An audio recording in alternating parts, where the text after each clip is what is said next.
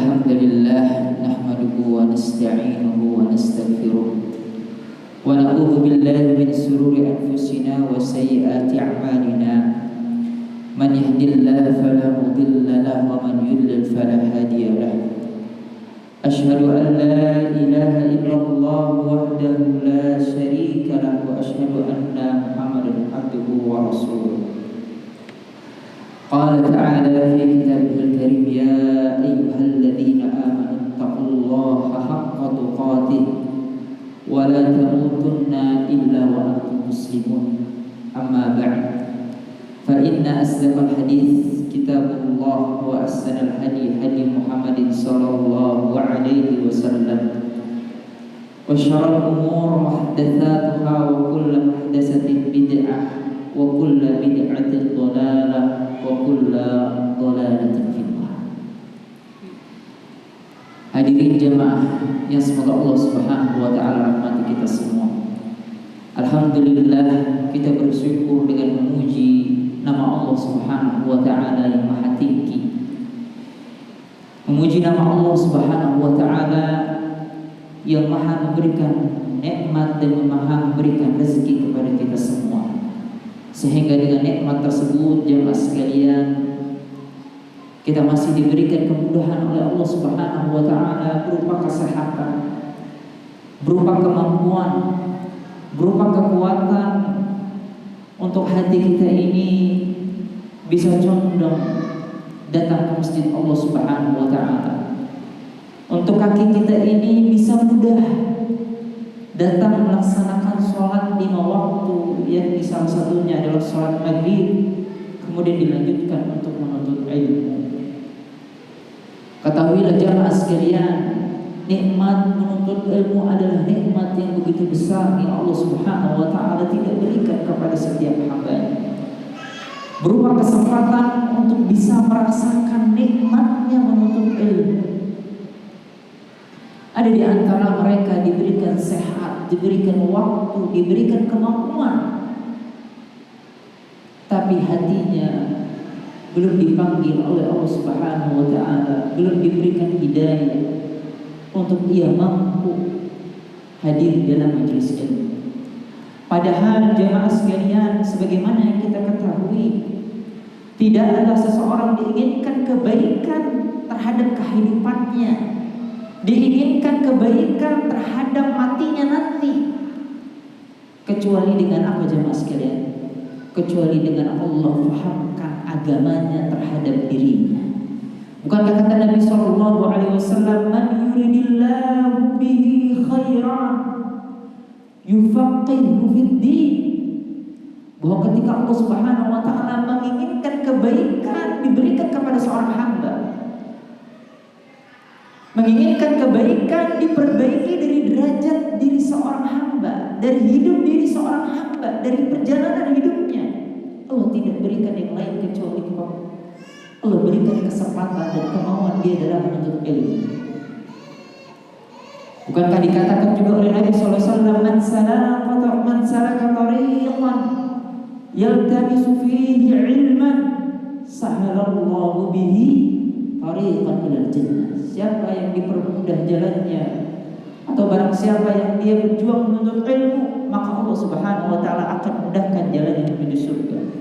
Bahkan Syekh Muhammad bin Abdul Wahhab At-Tamimi rahimahullah menyebutkan salah satu dari 10 pembatal keislaman yang sering manusia melakukannya adalah al-i'tirad.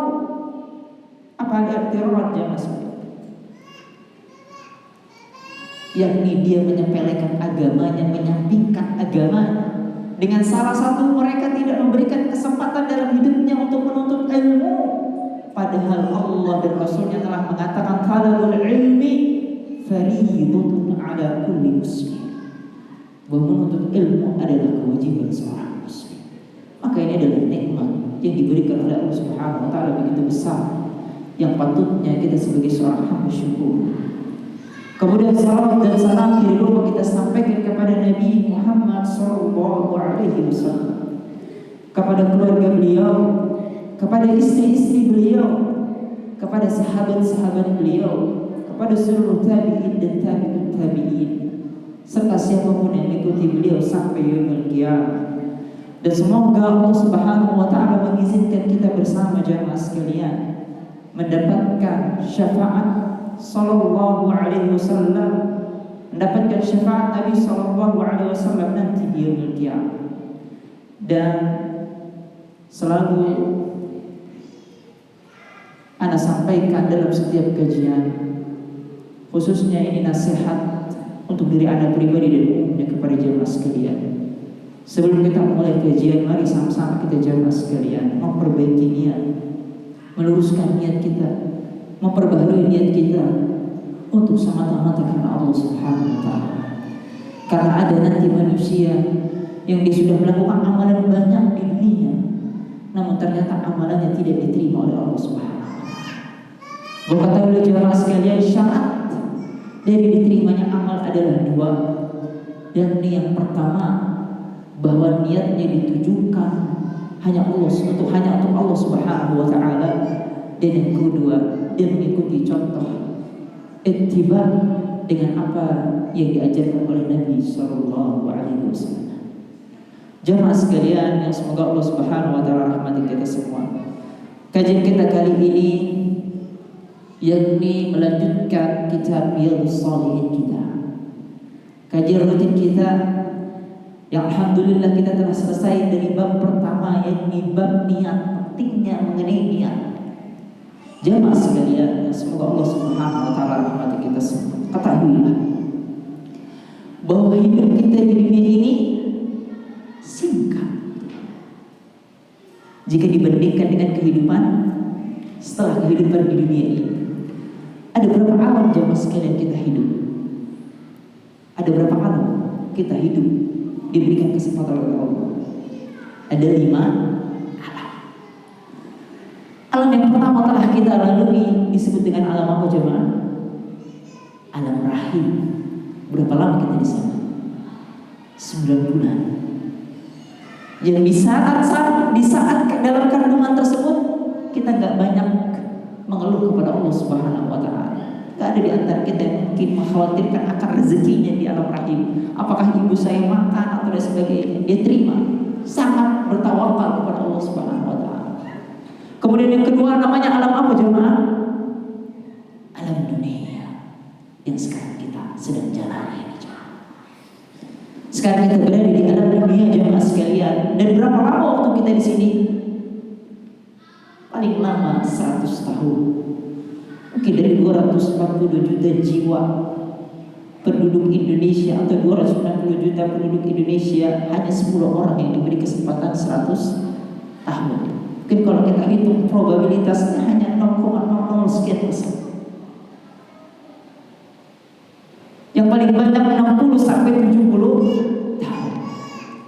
Setelah kehidupan dunia, kita masuk kehidupan selanjutnya, alam barzakh. Alam kubur. Berapa lama kita hidup di alam kubur jamaah sekalian? Bisa jadi ada yang 100 tahun, ada yang 200 tahun, atau 1000 tahun baru dia dibangkitkan oleh Allah Subhanahu wa taala dari kehidupannya di alam kubur. Tapi ketahuilah jamaah sekalian, yang menentukan orang itu selamat atau tidaknya di alam barzakh ditentukan dari kehidupan mana jamaah sekalian? Kehidupan yang singkat. Kehidupan yang 60 tahun ini, kehidupan yang 70 tahun ini, kehidupan yang 100 tahun ini. Dengan kehidupannya di dunia yang 100 tahun ini menjadi modal utama dia untuk lanjut ke kehidupan yang ketiga, yang disebut dengan alam barzakh.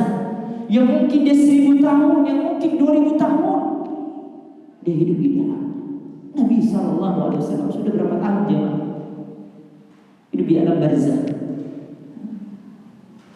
Udah ribuan tahun jemaah sekalian. Umurnya berapa? 63 tahun.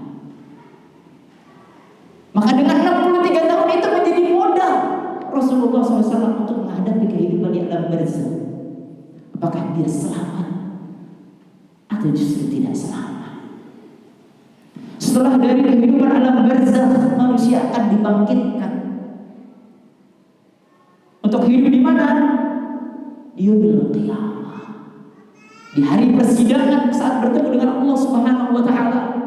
Berapa lama kita menunggu persidangan jemaah? Berapa lama manusia menunggu persidangan? Dikatakan Nabi SAW 50.000 tahun. Baru hanya sekedar menunggu. Bagi dia yang punya hartanya banyak mungkin bisa lebih lama lagi. Maka dikatakan Nabi SAW ada di antara mereka yang menghadapi persidangan tersebut.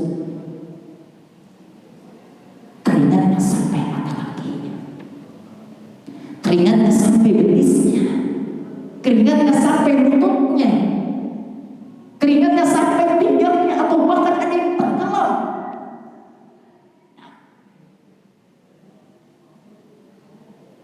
Dan mana yang menentukan jamaah sekalian dia akan selamat di sisi Allah ketika di hadapan persidangan nanti adalah kehidupan dunia yang 60 tahun ini, yang 70 tahun ini. Dan terakhir setelah di persidangan dia akan masuk dalam kehidupan akhirat. Apakah dia berada di surga atau dia berada di neraka? Dan berapa lama kita di sana jemaah? Dalam keadaan abadi. Maka jemaah sekalian, dikatakan kehidupan dunia ini singkat. Siapa yang tujuannya hanya kehidupan yang singkat ini, maka dia merugi.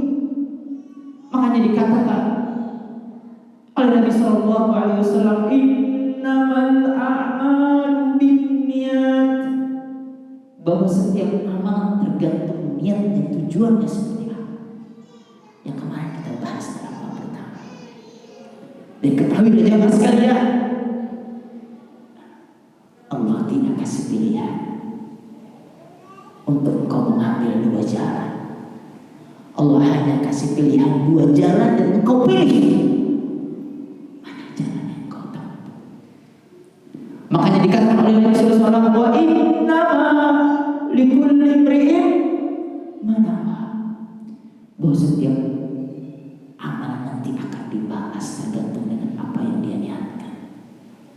Faman kana hijratuhu ila Allah wa rasulih fahijratuhu ila Allah wa rasulih. Siapa yang kerjanya, hidupnya, umurnya, hijrahnya, taubatnya karena Allah dan Rasulnya, maka dia akan dikembalikan sesuai dengan apa yang dia niatkan. Wa man kana hijratuhu ila dunya aw imra'atin yusibuha aw yuzawwijuha fahijratuhu ila ma hajara ilaih. Adapun orang-orang yang kerjanya, tidurnya, kehidupannya hanya untuk kehidupan dunianya, maka dia akan dikembalikan sesuai dengan apa yang dia inginkan.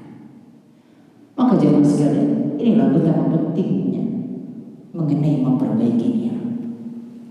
Maka mengapa Imam An-Nawawi rahimahullah mengawali kitab Riyadhus Shalihin dengan bab pertama membahas masalah niat. Karena ketika niat orang salah, taubatnya pun akan salah. Karena ketika niat orang salah, maka sholatnya pun tidak akan diterima oleh Allah Subhanahu wa ta'ala. Karena ketika niat orang salah, jemaah sekalian, amalan-amalan yang ia lakukan tidak diterima oleh Allah Subhanahu wa ta'ala. Maka siapa yang ingin selamat, kata Nabi SAW, bahwa sesungguhnya di dalam jasad ada segumpal darah, ada segumpal daging, yang apabila segumpal daging atau segumpal darah tersebut benar, maka seluruh hidupnya, seluruh jasadnya, matanya, tangannya dan kakinya pun akan benar. Ala wahiya qalbun, itu adalah hati. Dan di mana letaknya niat jemaah sekalian di sini? Makanya nanti Allah Subhanahu wa ta'ala tidaklah melihat amalan kita yang banyak, tapi Allah Subhanahu wa ta'ala akan membuka apa yang ada di dada kita. Kita sholat untuk apa? Kita taubat untuk apa? Nah, apakah kita taubat hanya karena ada paksaan?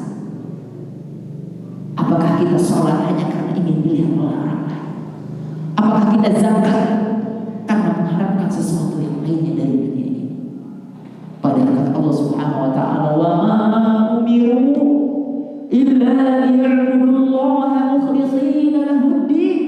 Bahwa itu gak perintahkan kalian untuk melaksanakan ibadah kecuali hanya untuk memurnikan niat karena Allah Subhanahu wa ta'ala.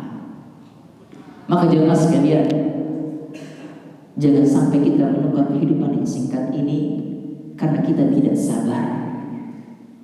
Kita mengganti kehidupan dunia yang singkat ini untuk kehidupan yang lama nanti di alam barzakh, untuk kehidupan yang lama nanti di hadapan Allah Subhanahu wa ta'ala. Kehidupan kita ini hanya singkat, hanya 60 tahun dan hanya 70 tahun.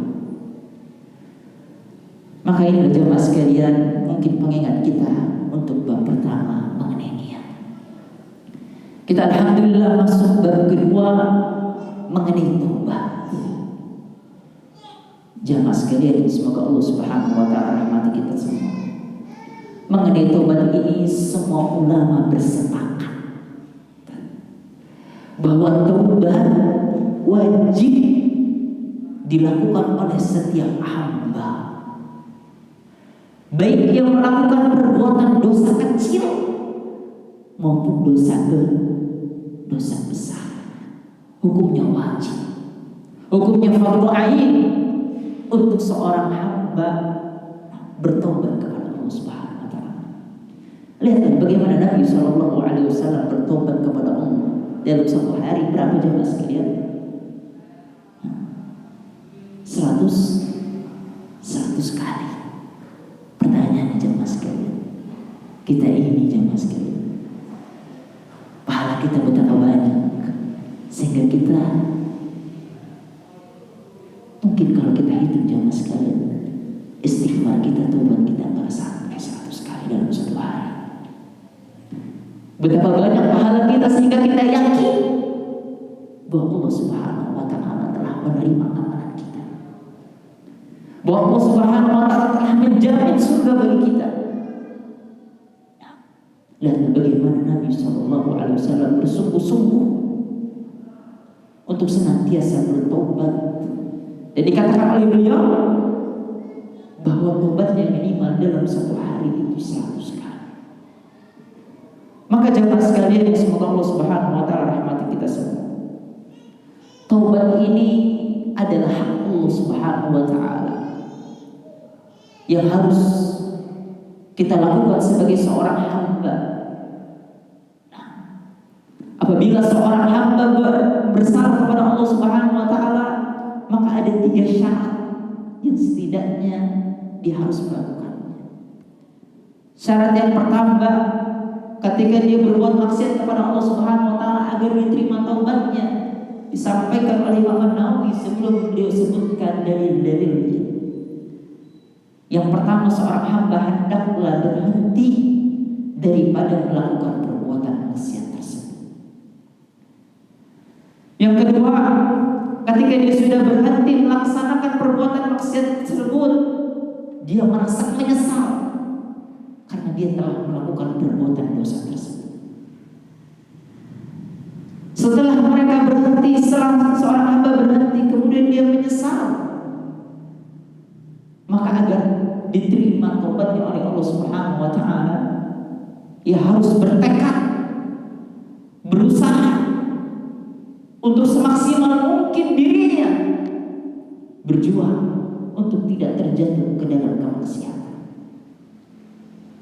Maka 3 hal ini menjadi syarat utama jika seorang hamba ingin bertaubat akan dosanya kepada Allah Subhanahu wa ta'ala. Dan ketahuilah Allah tidak memberikan syarat yang lainnya kecuali 3 hal ini. Adapun ketika seorang hamba melakukan perbuatan salah kepada makhluk, seperti mengambil hak orang lain atau zalim kepada orang lain, maka dikatakan para ulama syarat taubatnya menjadi bertambah menjadi 4. Yang 3 yang tadi telah kita sebutkan, dan yang terakhir, ketika seorang hamba melakukan perbuatan dosa dan berkaitan dengan hubungan sesama manusia, perhatikan jemaah sekalian, jangan sampai jemaah sekalian kita sebagaimana dikatakan oleh Nabi SAW bahwa ada orang-orang yang beriman yang dia ditimbang dengan amal kebaikannya dia pede karena dia telah melakukan ini dan itu. Namun setelah itu jemaah sekalian, karena lisannya ini banyak menusuk hati manusia yang lainnya, karena perilakunya ini banyak menzolimi manusia yang lainnya, akhirnya apa jemaah sekalian? Pahalanya seperti gunung yang ambruk menjadi debu, habis semuanya jemaah.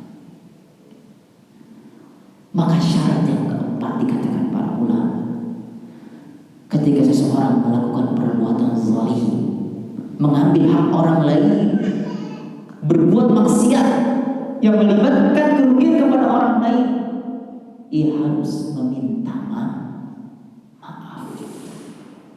Jemaah sekalian, jika kita melakukan dosa mungkin dengan Allah Subhanahu wa ta'ala maha luas, maha rahmat, Allah akan mengampuni dosa-dosa kita. Tapi ketika kita melakukan perbuatan zalim kepada manusia lainnya, az-zalim zulumatu yaumil qiyamah. Hati-hati jemaah sekalian, kezaliman baik dari lisan kita, dari tangan kita, dari mata kita. Kita lihat ada teman tetangga kita sinis ke dia. Jangankan lisan jemaah, mata kita bergerak sinis saja, itu akan dihitung oleh Allah Subhanahu wa ta'ala. Jangan sampai gara-gara mata yang sinis ini jemaah sekalian melihat tetangganya, Allah mengambil pahala dan Allah mengambil dosa tetanggamu diberikan kepada engkau. Maka dia harus meminta maaf dengan mata sinisnya tersebut. Ada seorang ulama jemaah sekalian, tidak sengaja ketika keluar masjid dia merusak pagar tetangganya, hingga akhirnya apa jemaah sekalian? Merusak, tersenggol sedikit, menggeser dari tempat yang ada. Mungkin orang lain anggap itu sepele, tapi apa jemaah sekalian? Dikarenakan perbuatan dosa ini dia merasa apa jemaah sekalian? Hidupnya sempit.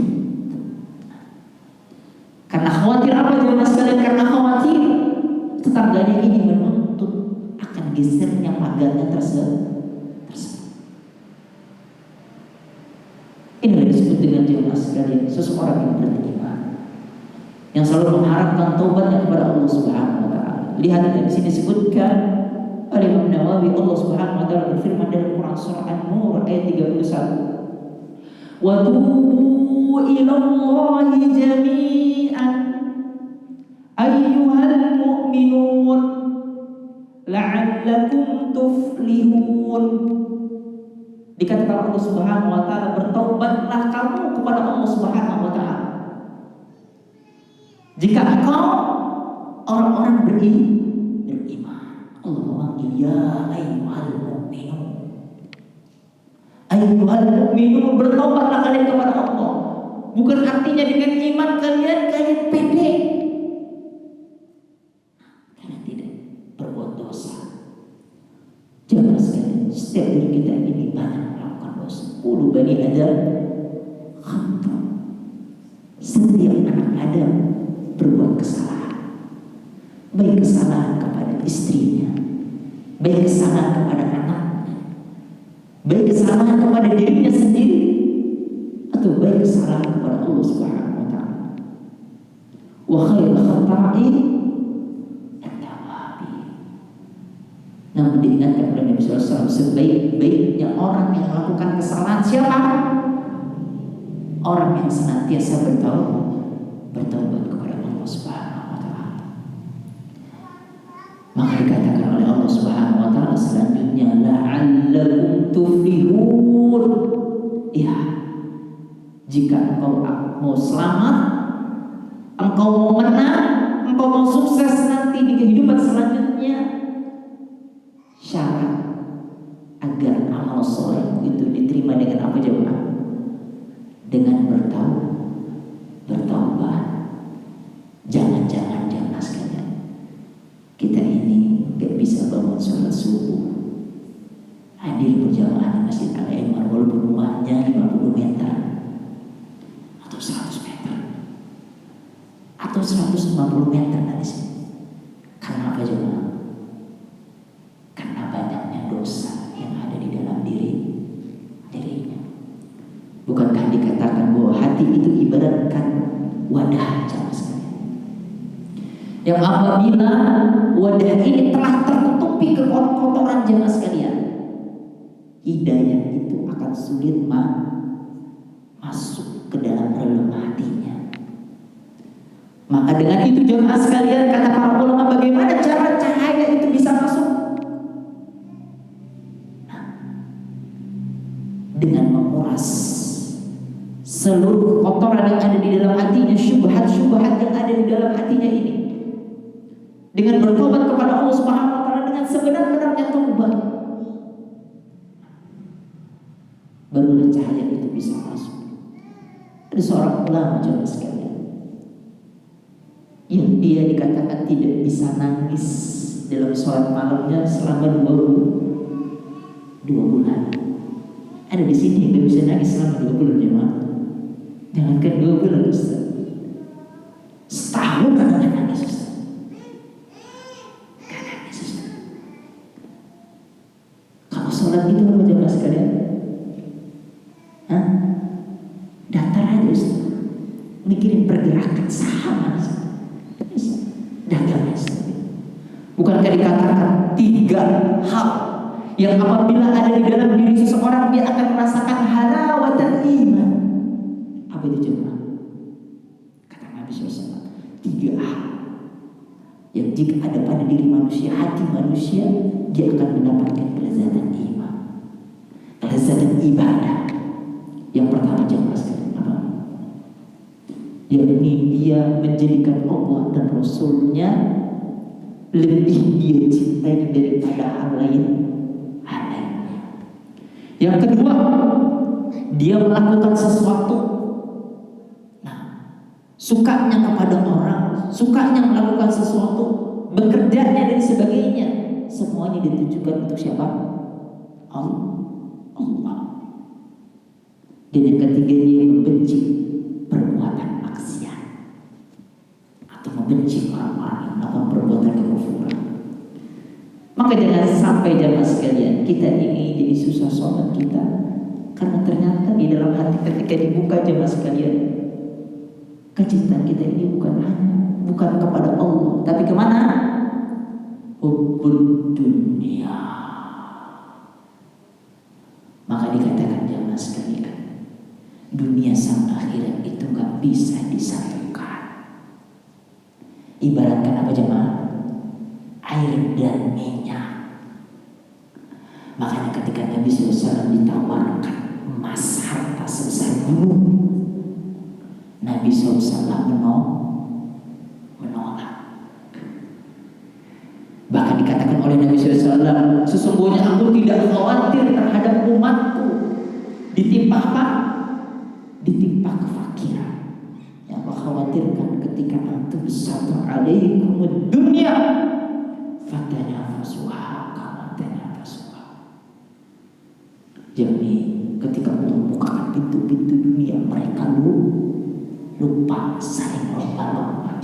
Jadilah dia bukan hamba Allah, tapi menjadi hamba dunia. Maka dari situ cahaya tidak bisa masuk ke dalam hatinya. Ustaz, aneh itu ingin soal Ustaz 100 meter, emang 100 meter, tapi nggak tahu Ustaz, ada aja halangannya. Ada Ustaz, nggak bisa dijelaskan, dia sendiri pun nggak bisa jelaskan apa halangan tersebut yang menghalangi dia sebagai dinding besar, tembok besar yang nggak bisa dia tembus sehingga dia tidak bisa datang ke Masjid Al-Imar. Padahal rumahnya hanya jarak nyebrang jalan. Maka dan segera bertobat kepada Allah. Ada seorang ulama, dia tidak bisa nangis selama 2 bulan. Setelah dia lihat apa jemaah sekalian, setelah dia kores cek bahwa dia menyadari dulu 2 bulan yang lalu Aku pernah sholat 5 waktu. Dan di sampingku ada siapa? Ada seorang laki-laki yang menangis tersedak-sedak ketika mendengar imam membacakan ayat tertentu. Kemudian timbul di hatiku, ini orang kok nangis dalam melaksanakan sholat 5 waktu. Apa ada dia dalam hatinya seperti itu? Jangan sekali. Kemudian mulai langsung istighfar kepada Allah Subhanahu wa Ta'ala atas prasangka yang buruk kepada saudaranya muslim. Kemudian dikatakan, dengan ini saya diberikan sanksi oleh Allah Subhanahu wa Ta'ala, tidak bisa nangis selama 2 bulan. Mungkin hubungan kita juga sadar itu, jangan sekali. Ketika Allah Subhanahu wa Ta'ala panggil, sebenarnya muazzin ini jamaah sekalian udah bukan merdu lagi jamaah sekalian suaranya. Udah sangat merdu. Toa masjid itu bukan besar lagi jamaah sekalian. Udah sangat besar. Tapi apa yang menghalangi dia sehingga dia tidak bisa mendengar azan tersebut? Tapi apa yang menghalangi hati dia sehingga hatinya tidak terpanggil untuk menemui panggilan Allah Subhanahu wa Ta'ala?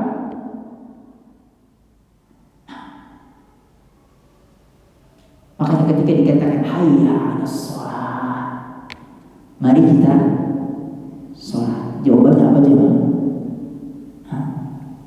La haula wa la quwwata illa billah. Jawabannya tidak ada daya dan kekuatan kecuali datangnya dari siapa? Dari Allah. Bahwa jemaah sekalian, hikmah dari perkataan ini jemaah sekalian,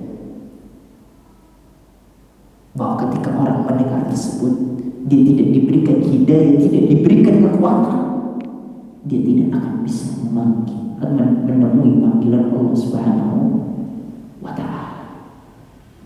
Maka jemaah sekalian, semoga Allah Subhanahu wa Ta'ala rahmati kita semua.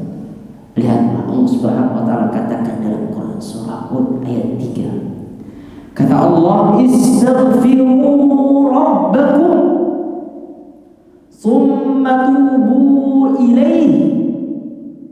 Kata Allah Subhanahu wa Ta'ala, hendaklah kamu memohon kepada Tuhanmu dan bertobat kepadanya. Allah Subhanahu wa Ta'ala memanggil kita jemaah sekalian untuk kita bisa sering-sering memohon ampun kepada Allah, sering-sering beristighfar kepada Allah Subhanahu wa Ta'ala, dan sering-sering bertobat. Ketahuilah jemaah sekalian, orang yang jarang bertobat kepada Allah Subhanahu wa Ta'ala adalah orang yang memiliki hati yang keras, orang yang sombong di hadapan Allah Subhanahu wa Ta'ala. Karena apa jemaah sekalian? Karena dia merasa dirinya sudah lebih baik daripada yang lain. Dan ini penyakitnya siapa jemaah? Orang yang suka ke masjid,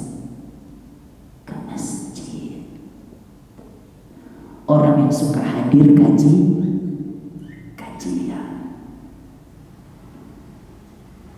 Dia sholat, tapi dia tidak merasakan dampak sholat itu terhadap dirinya, karena dia lupa sebelum sholat itu dia tidak mohon petunjuk dan mohon ampun kepada Allah, sehingga sholatnya ada orang sholat tapi maksiatnya jalan terus. Ada orang hafal Quran tapi maksiatnya jalan terus. Bukan karena Al-Quran dan sholatnya yang salah jemaah. Dikatakan para ulama, karena apa jemaah? Karena cara mengambil sholatnya, cara mengambil Al-Qurannya yang tidak didahului dengan mendekat kepada siapa? Sang Maha Pencipta. Nah, makanya kenapa dulu ibu udah para salaf jemaah sekalian ketika mengajari anaknya tentang ilmu, apa yang diajari terlebih dahulu? Ada qoblal ilmu. Karena banyak di antara orang yang berilmu tapi tidak berkah ilmunya.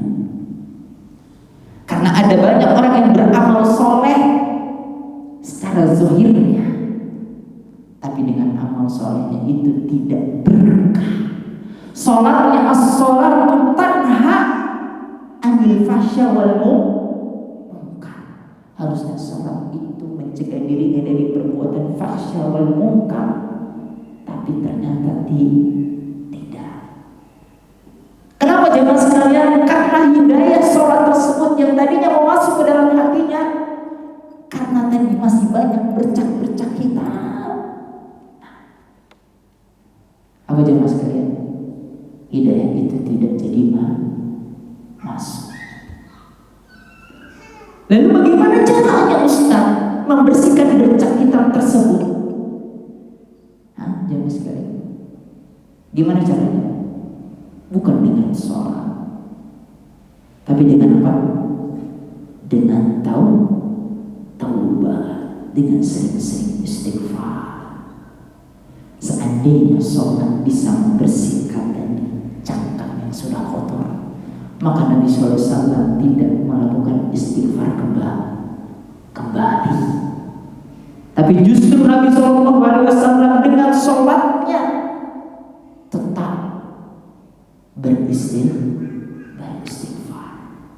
Maka diingatkan dalam surah Hud ayat 13, istaghfiru rabbakum, mohon ampunlah kalian kepada Tuhan kalian, wa tubu ilaihi, dan juga bertobatlah kalian kepada. Kemudian Syekh melanjutkan dalam Quran surah At-Tahrim ayat 8. Kata Syekh, ya ayyuhalladzina amanu, wahai orang-orang yang beriman, yang merasa di hatinya ada iman sekarang ini. Ketika Allah Subhanahu wa taala panggil dengan kalimat ini, jamaah sekalian, jamaah ketika membaca Al-Qur'an kemudian membaca ada kalimat ya ayyuhalladzina amanu, jangan cepat-cepat mau pindah. Kenapa? Karena ada hal yang sangat urgent, ada hal yang esensi, ada hal yang pokok, ada kaidah yang ingin Allah sampaikan kepada hamba. Cermati, paham, baca tafsir apa sih mau Allah. Maka jemaah sekalian, ketika kami diingatkan oleh Syekh Profesor Akram Al-Kinani, salah satu ahli usul fiqih di Madinah, mengajarkan kami bahwa dulu para sahabat itu tidak banyak menghafal Quran. Bukan karena mereka tidak mampu menghafal Quran, tapi karena apa jemaah? Karena para sahabat itu jemaah sekalian, ketika membuka Quran bukan sekedar baca seperti orang membaca Quran. Kenapa Ustaz ada orang baca Quran tapi seperti membaca Quran? Kenapa jemaah sekalian? Harusnya Al-Quran memberi apa? Petunjuk. Tapi Al-Quran sendiri tidak bisa memberikan petunjuk bagi dirinya. Maka ada yang bertanya nanti, Ustaz, kok ada orang hafal Quran, sering membaca Quran, tapi perbuatan seperti ini? Bukan Al-Quran yang salah. Bukan, jangan salah. Bisa jadi orang itu salah. Dia sebelum membuka Al-Quran, dia lupa untuk bertobat kepada Allah. Untuk beristighfar kepada Allah. Maka Al-Quran bukan menjadi petunjuk baginya, tapi hujjah, tapi menjadi apa? Malapetaka bagi dirinya. Kata Syekh, karena dulu para sahabat itu ketika dia baca satu ayat, Ketika dia hafal satu ayat, dia berusaha untuk fahami dan berusaha untuk apa? Berusaha untuk menjadikan dirinya sebagaimana yang dia baca. Karena mereka menjadikan Al-Quran sebagai petunjuk. Sebagai bahan untuk mendekatkan diri kepada Allah Subhanahu wa Ta'ala. Maka jamaah sekalian, kata Allah Subhanahu wa Ta'ala, ya ayyuhalladzina amanu tubu ila Allahi taubatan nasuha. Taubatlah kalian dengan taubat apa? Nasuha. Gimana Bapak taubat nasuha?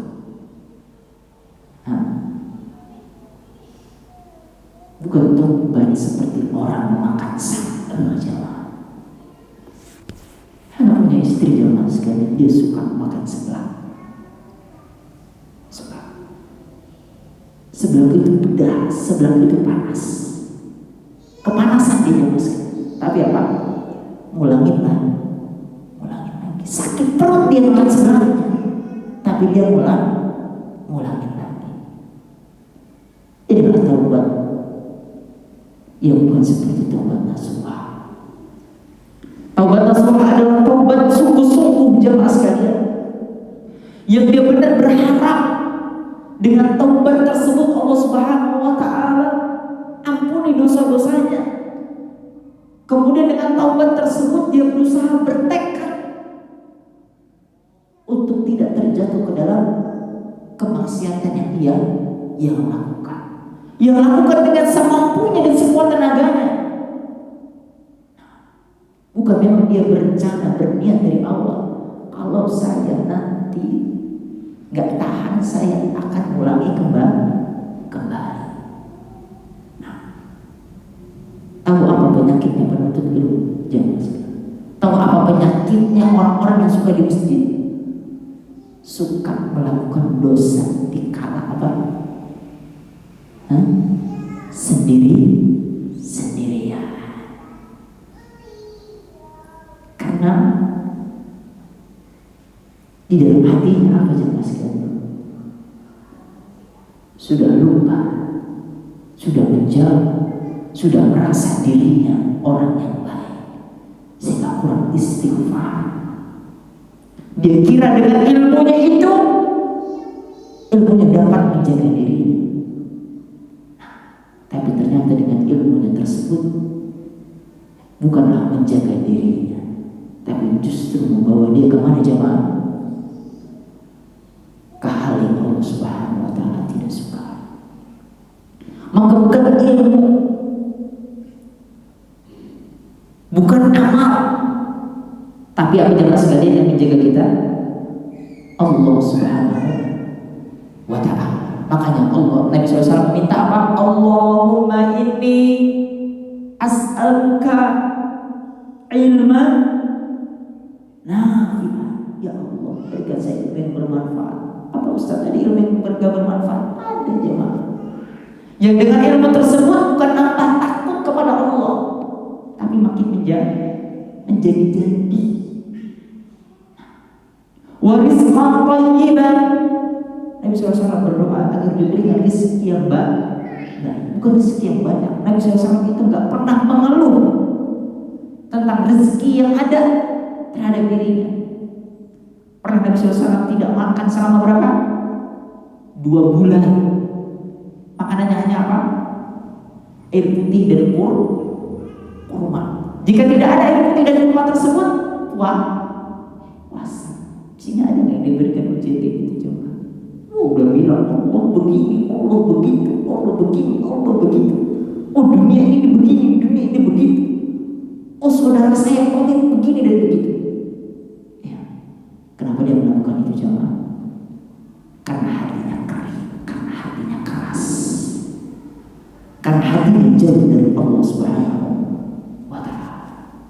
Maka jemaah sekalian, semoga Allah Subhanahu wa Ta'ala jadikan kita menjadi orang-orang yang senantiasa bertobat, sebagaimana Allah Subhanahu wa Ta'ala mencintai orang-orang yang bertobat. Dan semoga Allah Subhanahu wa taala jemaah sekalian menjadikan kita ini menjadi orang-orang yang senantiasa memohon ampun kepada Allah Subhanahu wa taala.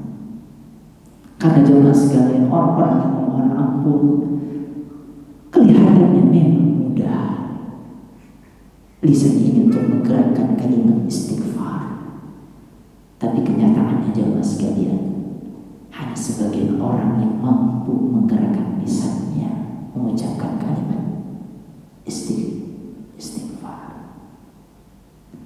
Karena tadi jemaah sekalian, hidayah ini mahal, dan bagaimana cara mendapatkan hidayah ini? Syaratnya adalah membersihkan hati kita. Jangan sampai Al-Quran yang kita pelajari, karena hati ini belum bersih, malah memberatkan kita nanti di yaumul qiyamah. Jangan sampai jemaah sekalian, sedekah kita karena hati ini belum bersih, justru sedekah ini menjadi pemberat kita di yaumul qiyamah.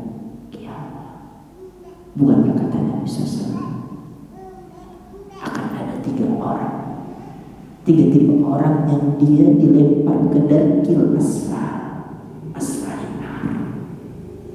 Siapa itu jemaah? Ingat gak jemaah? Yang pertama mujahid, orang yang berperang di jalan Allah. Yang kedua siapa? Qari, orang yang suka membaca Quran. Dan yang ketiga siapa jemaah? Dermawan, orang yang suka ngasih sedekah. Kenapa mereka masuk ke dalam darkil asfalin nar? Jemaah sekalian, kenapa mereka dilempar ke sana? Karena mereka bukan mengharapkan Allah Subhanahu wa taala dengan amal solehnya tersebut. Mereka mengharapkan dunia. Kenapa bisa mereka mengharapkan dunia padahal dia membaca Quran qari? Karena hatinya kering, karena hatinya sudah tertutupi dengan kebanggaan diri, dan dia lupa bahwa dirinya adalah manusia yang selalu melakukan kesalahan. Dan ketika kesalahan itu tidak dibersihkan, hatinya menjadi berkah. Hatinya menjadi berkah. Maka kita berdoa dan mohon ampun kepada Allah agar Allah membersihkan hati kita. Semoga Allah Subhanahu wa taala menjadikan pertemuan ini menjadi pemberat timbangan kebaikan kita di yaumul qiyamah. Ana cukupkan. Jika ada pertanyaan, tafadhol. Assalamualaikum warahmatullahi wabarakatuh. Ada pertanyaan jemaah? Bapak, Ibu? Tidak ada pertanyaan. Alhamdulillah, mungkin ini bisa sampaikan. Mohon maaf jika penjelasan kurang baik. Nah, adapun yang benar datangnya dari Allah, dan yang salah dan kekurangan datangnya dari anak pribadi. Kita tutup dengan doa kafaratul majlis. Subhanakallahumma wa bihamdik, asyhadu an la ilaha illa anta, astaghfiruka wa atubu ilaik. Wassalamualaikum warahmatullahi wabarakatuh.